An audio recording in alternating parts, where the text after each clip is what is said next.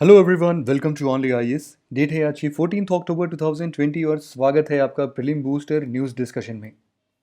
एक छोटी सी इन्फॉर्मेशन उन सब के लिए जिसको ये नहीं पता है कि 14 अक्टूबर से कॉम्प्रिहेंसिव सॉल्यूशन टू मेंस के साथ साथ कॉम्प्रिहेंसिव सॉल्यूशन टू प्रीलिम्स और एक कंप्लीट पैकेज आपके यूपीएससी प्रिपरेशन के लिए कॉम्प्रिहेंसिव सॉल्यूशन टू यूपीएससी के नाम से ये बैचेस स्टार्ट हो रहे हैं video.onlyias.in पे। तो आप एक बार ज़रूर से विजिट करें। सैम्पल लेक्चर्स जिनको देखने हैं वो देख लें। इसके अंदर एक कंप्लीट सॉल्यूशन है, वन स्टॉप सॉल्यूशन है, जिसके अंदर सभी प्रकार की प्रिपरेशन स्ट्रैटेजीज और आपके मटेरियल्स शेयर किए जाएंगे। Study materials, video lecture series, test series का एक छोटा सा पोर्शन, मेंस की टेस्ट सीरीज़, ये सभी चीज़ें इन कोर्सेज में इंक्लूड है। इसके अलावा इंटरव्यू से रिलेटेड जो भी गाइडेंस आपको ज़रूरत होगी ऑनलाइन ऑफलाइन, वो सब चीज़ें इसमें प्रोवाइड की जाएंगी। तो एक बार ज़रूर से विजिट करिएगा video.onlyias.in जिनको भी इसकी ज़रूरत है। सबसे पहला article commitment to reducing inequality index 2020 से रिलेटेड है। हाल फिलहाल में ऑक्सफैम ने एक रिपोर्ट जारी किया है जिसका नाम है ये कमिटमेंट टू रिड्यूसिंग इनइक्वालिटी। जैसा नाम से पता चल रहा है कि अप्रॉक्सीमेटली इसमें जो 158 कंट्रीज़ हैं, उन कंट्रीज़ में जो इनइक्वालिटीज़ हमारे सोसाइटी में परसीव होती हैं उनको कैसे कम किया जा सके उसके ऊपर का ये इंडेक्स है। इन सब की रैंकिंग निकाली जाती है, कुछ पैरामीटर्स सेट किए जाते हैं। ये बोला गया कि भाई 3 पैरामीटर्स पर हम बात करेंगे। सबसे पहला होगा हमारा पब्लिक सर्विस। पब्लिक सर्विस की बात जब हम कर रहे हैं तो यहाँ पर हम उन सभी चीज़ों को बात करेंगे जैसे कि हेल्थ या फिर एजुकेशन, बच्चों की एजुकेशन कैसे देखी जा रही है, और साथ ही साथ जो भी गरीब तबका है उसके लिए सोशल प्रोटेक्शन हम लोग क्या मेजरमेंट ले रहे हैं।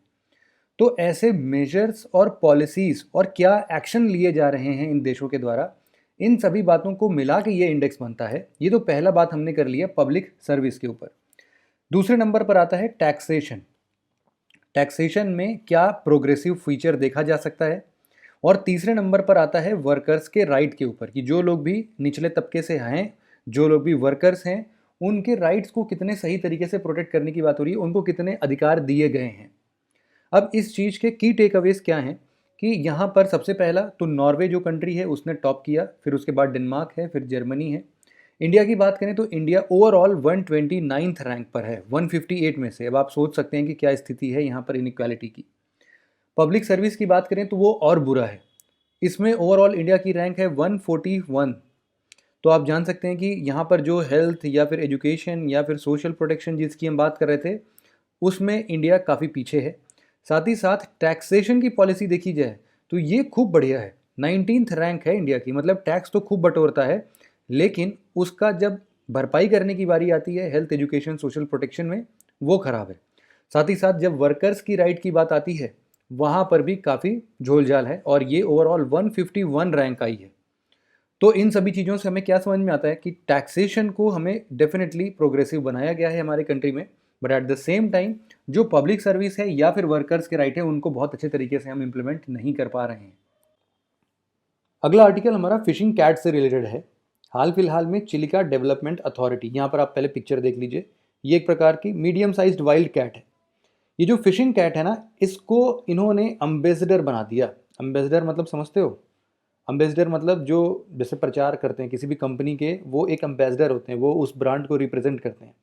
इसी तरीके से अगर किसी स्पेशीज़ को अम्बेसडर बनाने का मतलब ये होता है कि अगर हम पर्टिकुलर किसी स्पेशीज़ के कंजर्वेशन की बात कर रहे हैं और उसमें एक ऐसा स्पेशीज़ है जिसकी यूज़फुलनेस बहुत ज़्यादा है, उसको हम लोग अम्बेसडर डिक्लेयर कर देते हैं। इसी हिसाब से चिलिका डेवलपमेंट अथॉरिटी ने फिशिंग कैट को अम्बेसडर डिक्लेयर कर दिया है। अब इससे होगा यूं कि अब इनके कंजर्वेशन के लिए, जो कि अपने आप में अभी ये एक प्रकार की वल्नरेबल स्पेशीज़ हैं, इनको अब हेल्प मिल जाएगी। फिशिंग कैट के बारे में थोड़ी सी और जानकारी लेते हैं। ये साउथ और साउथ ईस्ट एशिया में पाए जाते हैं, रात में भ्रमण करते हैं, नॉकटर्नल हैं, बहुत बढ़िया तैराकी हैं। अब तैराकी हैं इसीलिए मछली वगैरह पकड़ के बहुत अच्छे से खाते हैं। अब आप सोचो इंडिया में ऐसा कौन सा जगह मिलेगा जहाँ पर छिछला पानी हो और ये आराम से मछली पकड़ के खा लें। सबसे बढ़िया मैंग्रोव वाला एरिया नहीं है, तो जो सुंदरबन का मैंग्रोव फॉरेस्ट है वहाँ पर इनको देखा जा सकता है। साथ ही साथ हिमालयाज़ के जो गंगा ब्रह्मपुत्रा रिवर वैली के जो फूट हिल्स हैं वहाँ पर भी इनको पाया जाता है और वेस्टर्न घाट पे इनको पाया जाता है। वेस्ट बंगाल ने तो इनको अपना स्टेट एनिमल भी डिक्लेयर कर दिया है। कंजर्वेशन स्टेटस की बात करें तो IUCN रेड लिस्ट में ये वल्नरेबल कैटेगरी में आते हैं, साइट्स के अपेंडिक्स 2 में है और Indian wild life protection act 1972 के शेड्यूल 1 में इनको पाया जाता है। बात करते हैं कि फिशिंग कैट बेसिक थ्रेट कौन सा झेलते हैं। देखो, थ्रेट के नाम पर सिंपल मतलब बहुत कॉमन होता है। एक तो हंटिंग है, हंटिंग, पोचिंग, ये सब तो बहुत कॉमन है। दूसरा होता है कि इनका हैबिटाट डिस्ट्रक्ट हो रहा है, जो कि ह्यूमन इन्फ्लुएंस के कारण हो रहा होगा। साथ ही साथ इनका इस्तेमाल रिचुअल्स में होते हैं, इनको मार दिया जाता है, बलि चढ़ा दी जाती है। इस तरीके से भी ये थ्रेट इनको रहता है इन सब चीज़ों का। चिल्का लेक की एक बार बात कर लेते हैं।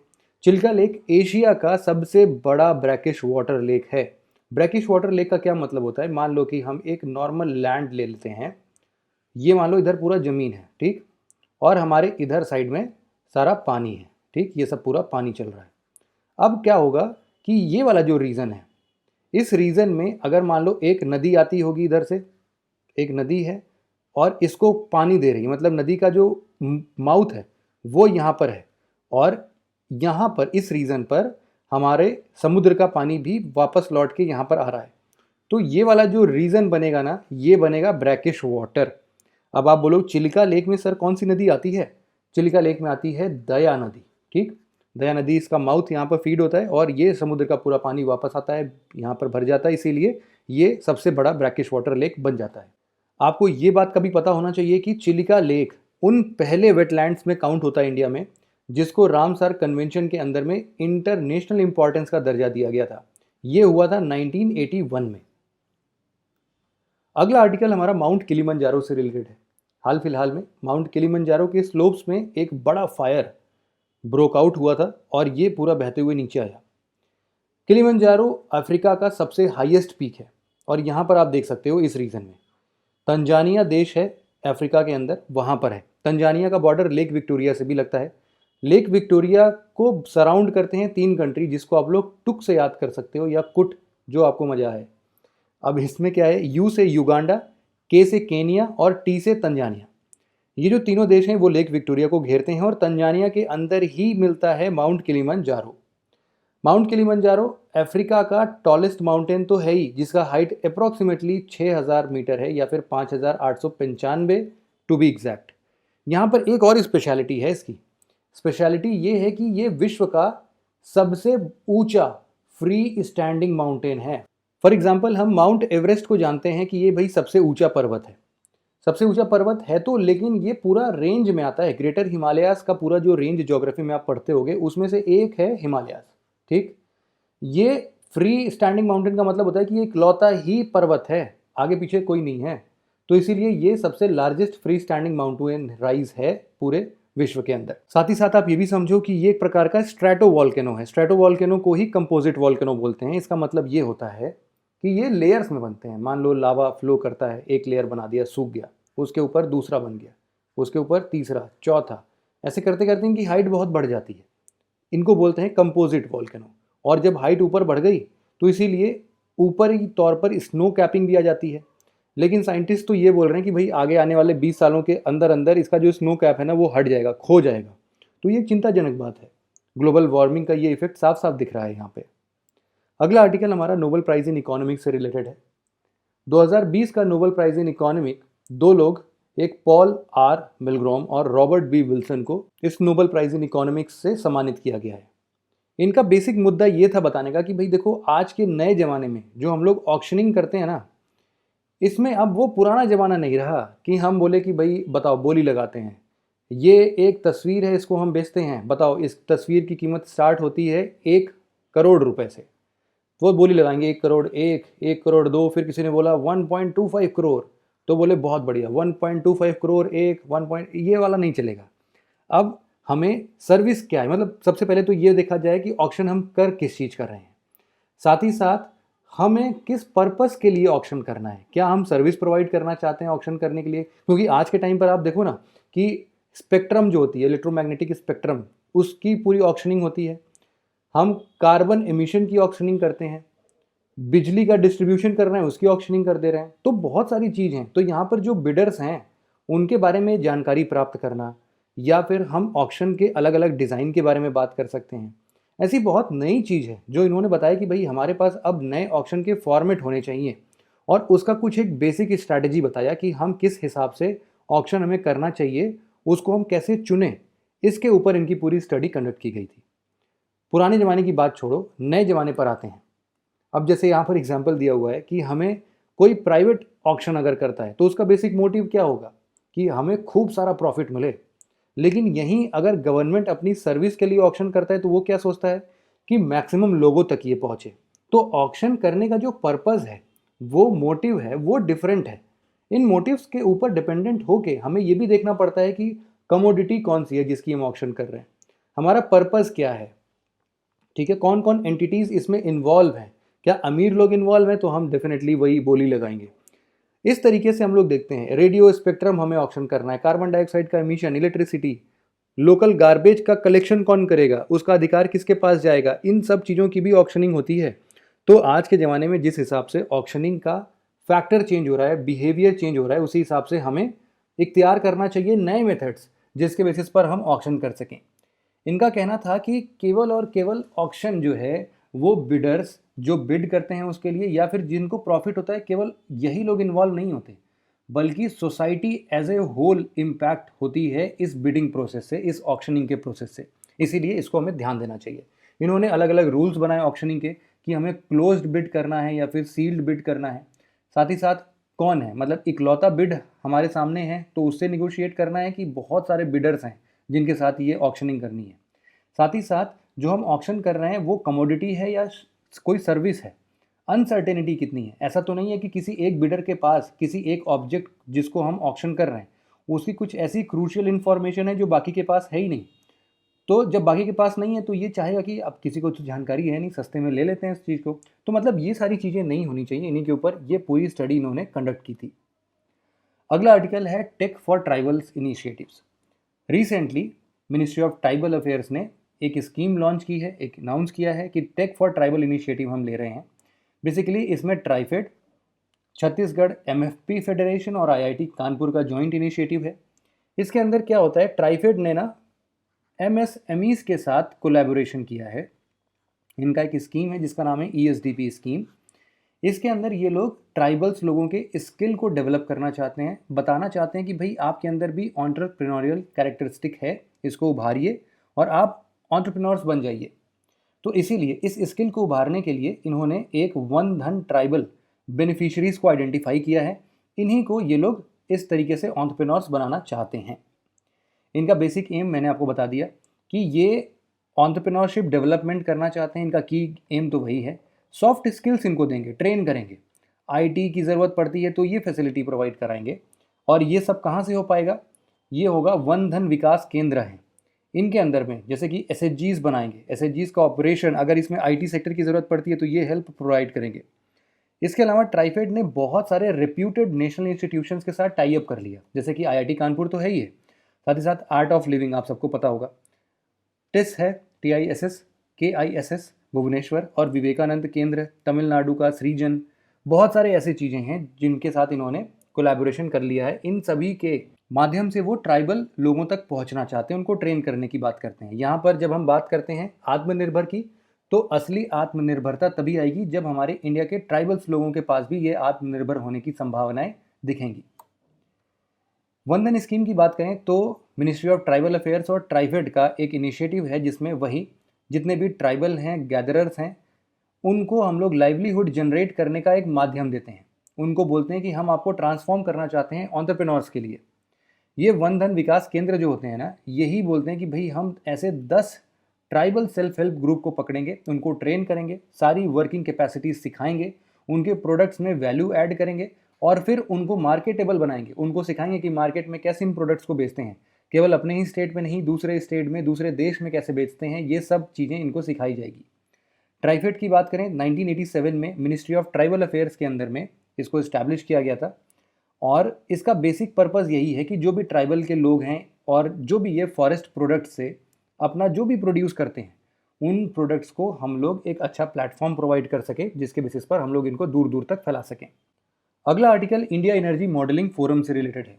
हाल फिलहाल में नीति आयोग ने IEMF मतलब कि इंडिया एनर्जी मॉडलिंग फोरम के गवर्निंग स्ट्रक्चर को अनाउंस किया है। IEMF की बात करें तो ये जो इंडिया और यूएस के बीच में स्ट्रैटेजिक एनर्जी पार्टनरशिप हुई थी, इसी पार्टनरशिप के बीच में इंडिया की तरफ से नीति आयोग और यूनाइटेड स्टेट्स ऑफ अमेरिका की तरफ से United state agency for international development मतलब कि यूसेड, इन दोनों का जॉइंट इनिशिएटिव है ये IEMF। इसके अंदर क्या होता है कि हम बहुत बड़े बड़े रिसर्चर्स को, नॉलेज पार्टनर्स को, थिंक टैंक्स को, कोई भी नेशनल या इंटरनेशनल लेवल की गवर्निंग एजेंसीज हैं, डिपार्टमेंट्स हैं, जिनसे कि हम लोग अपनी एनर्जी प्लानिंग या फिर इसकी मॉडलिंग या फिर इसकी स्ट्रक्चरिंग कर सकें, इसके लिए एक साथ बैठ के काम करने का जिम्मा लिया है इंडिया एनर्जी मॉडलिंग फोरम के अंदर में। गवर्निंग स्ट्रक्चर की बात करें तो दो चीज़ें हैं, एक तो इंटर मिनिस्टीरियल कमेटी बनती है और एक स्टीयरिंग कमेटी बनती है। जो यहाँ पर इंटर मिनिस्टीरियल कमेटी है ये तो नीति आयोग और वो कन्वीन करती है, और साथ ही साथ जो नीति आयोग के CEO हैं वो इनको हेड करते हैं। इस कमेटी का बेसिक पर्पज़ यही है कि जो भी ऐसे मॉडलिंग एक्टिविटीज़ हैं उनको पढ़ो, रिव्यू करो, डायरेक्शन प्रोवाइड करो, और क्या क्या नया एरियाज़ है जिन पे हम रिसर्च कर सकते हैं वो सब खोजो। और जो स्टीयरिंग कमेटी है इनका बेसिक जो इनके अंदर आते हैं वो इंडस्ट्री एसोसिएशन जैसे कि फिक्की, CII, उनके रिप्रेजेंटेटिव्स हो सकते हैं। बड़े बड़े एकेडमीशिया जैसे कि IIT Bombay, IIT Ahmedabad, IIT Delhi के लोग आ सकते हैं। साथ ही साथ जो पॉलिसी रिसर्च ऑर्गेनाइजेशंस हैं, थिंक टैंक्स हैं, फंडिंग एजेंसीज हैं, उन सब के लोग यहाँ पर इनको स्टीयरिंग कमेटी में रिप्रेजेंट करते हैं। अगला आर्टिकल हमारा एशियन डेवलपमेंट बैंक से रिलेटेड है। हाल फिलहाल में एशियन डेवलपमेंट बैंक ने इंडिया को अपने मध्य प्रदेश के छोटे शहरों में, ऐसे टोटल 64 स्मॉल सिटीज़ हैं मध्य प्रदेश के अंदर, जिनके अर्बन सर्विस को इम्प्रूव करने के लिए $270 मिलियन लोन दिया है। बात करते हैं एशियन डेवलपमेंट बैंक की, तो एशियन डेवलपमेंट बैंक एक रीजनल डेवलपमेंट बैंक है जिसको 1966 में बनाया गया था। इसका हेडक्वार्टर मनीला फिलीपींस के अंदर में है, और ADB जो है वो यूनाइटेड नेशन का ऑफिशियल ऑब्जर्वर है। बात करते हैं कि एशियन डेवलपमेंट बैंक के मेंबर्स कौन कौन बन सकते हैं। देखो क्या होता है कि एक UNESCAP है जिसको पहले हम लोग कैफे के नाम से जानते थे, United nation economic and social commission for Asia and the Pacific. इसको पहले हम लोग कैफे मतलब कि economic commission for Asia and the far east के नाम से जानते थे। इसके जितने भी मेंबर्स हैं और साथ ही साथ जो दूसरे नॉन रीजनल डेवलप्ड कंट्रीज़ हैं वो एशियन डेवलपमेंट बैंक के मेंबर्स बन सकते हैं। अभी फ़िलहाल 68 मेंबर्स हैं, जिसमें से 49 मेंबर तो एशिया के अंदर से ही हैं।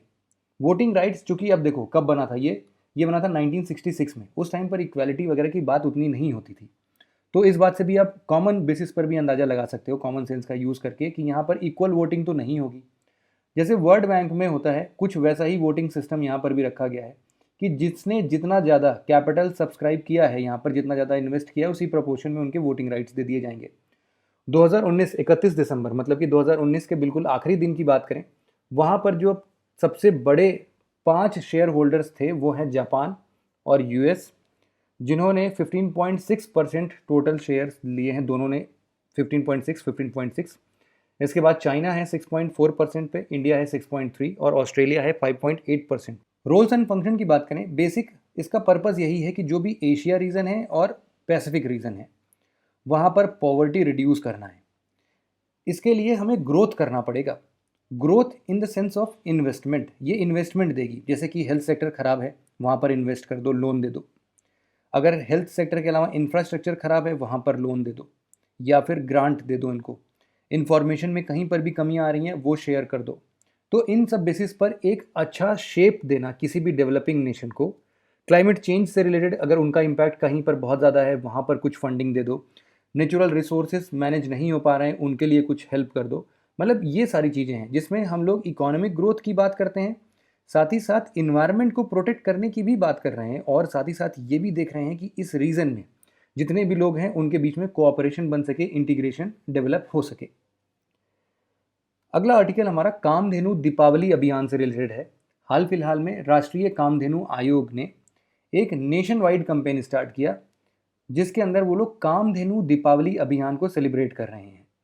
इस दिवाली के ओकेजन पर कामधेनु दीपावली अभियान ये एम कर रहा है कि हम लोग 11 करोड़ फैमिलीज़ को लगभग 33 करोड़ दियाज, जो कि काऊ डंग से बना है, गोबर से बना हुआ है ये सारा के सारे दिया, इनको देंगे, जिससे कि हम लोग इन्वायरमेंट फ्रेंडली दीपावली सेलिब्रेट कर सके। इसका सिग्निफिकेंस यही है, सबसे पहला तो सोचो कि जिन्होंने ये दिया बनाया होगा, 33 करोड़ दिया बनाया, और कितना अट्रैक्टिव पैकेज है इसका। तो सबसे पहले तो इनको एक बिजनेस अपॉर्चुनिटी मिल गई, साथ ही साथ हज़ारों लोगों को, जो किसान वर्ग के लोग हैं, जो कि गाय भैंस पालने का काम करते हैं, उनको एक नई इकोनॉमिक अपॉर्चुनिटी मिल गई। साथ ही साथ हम लोग इन्वायरमेंट के बेटरमेंट की भी बात करें तो ऑल विन विन सिचुएशन की बात हो रही है यहाँ पे। राष्ट्रीय कामधेनु आयोग की बात करें, 2019 में गवर्नमेंट ने इस आयोग को इस्टेब्लिश किया था। इसका बेसिक पर्पस यही था कि हम लोग काऊ और उनकी जो भी प्रोजनी है उनको प्रोटेक्ट करेंगे, उनको कंजर्व करेंगे। ये अपने आप में हाई पावर्ड परमानेंट बॉडी है। बेसिकली ये राष्ट्रीय गोकुल मिशन है, उसी के अंदर फंक्शन करता है। Rashtriya Gokul mission department of animal husbandry and dairying, ministry of agriculture and farmer welfare के अंदर एक मिशन है। इसका बेसिक फंक्शन, जैसा कि हमने डिस्कस किया, कि गाय को कंजर्व करना, उनके लिए डेवलपमेंटल प्रोग्राम्स लेके आना, जो लॉज इम्प्लीमेंट नहीं हो रहे हैं उनको प्रॉपर फ्रेमवर्क देना, और काऊ के वेलफेयर मतलब गाय के वेलफेयर में बेसिक लॉज को फ्रेम करना, इम्प्लीमेंट कराना, यही काम है हमारे राष्ट्रीय कामधेनु आयोग का। फटाफट से रिवीजन कर लेते हैं। सबसे पहला है कि commitment to reducing inequality index Oxfam release करता है, बिल्कुल सही स्टेटमेंट है, ट्रू है। फिशिंग कैट जो है IUCN में इंडेंजर्ड कैटेगरी में आती है, ये वल्नरेबल कैटेगरी में आती है, इसीलिए स्टेटमेंट फॉल्स है। माउंट किलिमंजारो चिली में है, साउथ अमेरिका नहीं, अफ्रीका के तंजानिया देश में है, इसीलिए ये भी गलत स्टेटमेंट है। टेक फॉर ट्राइबल इनिशिएटिव, ये ट्राइफेड का एक ऐसा इनिशिएटिव है जिसमें हम लोग वन धन ट्राइबल बेनिफिशियरीज के ऑन्टरप्रेन्योरियल कैपेसिटीज़ को अपग्रेड करते हैं, सस्टेनेबल एंटरप्राइज इस्टेब्लिश करने में मदद करते हैं, बिल्कुल सही स्टेटमेंट है। एशियन डेवलपमेंट बैंक 68 मेंबर्स हैं एशिया से, केवल नहीं, ऐसा नहीं है, टोटल हैं 49 ही हैं इसमें से एशिया में, तो ये स्टेटमेंट भी गलत हो गया। आपको कोई भी PDFs अगर डाउनलोड करने होते हैं इन वीडियोस से रिलेटेड, तो आप हमारे Telegram channel only IAS nothing else से डाउनलोड कर सकते हैं। सिंपली आपको टेलीग्राम पर जाना है और वहाँ पर only IAS nothing else search करना है। ये इमेज आप ज़रूर से देखिएगा, ये इमेज का जो भी चैनल होगा आप उसको ज्वाइन कर सकते हैं, आपको सभी PDFs वहाँ पर अवेलेबल मिल जाएंगे। तो बस आज के डिस्कशन में इतना ही था। Thank you very much for listening it very patiently friends, have a nice day.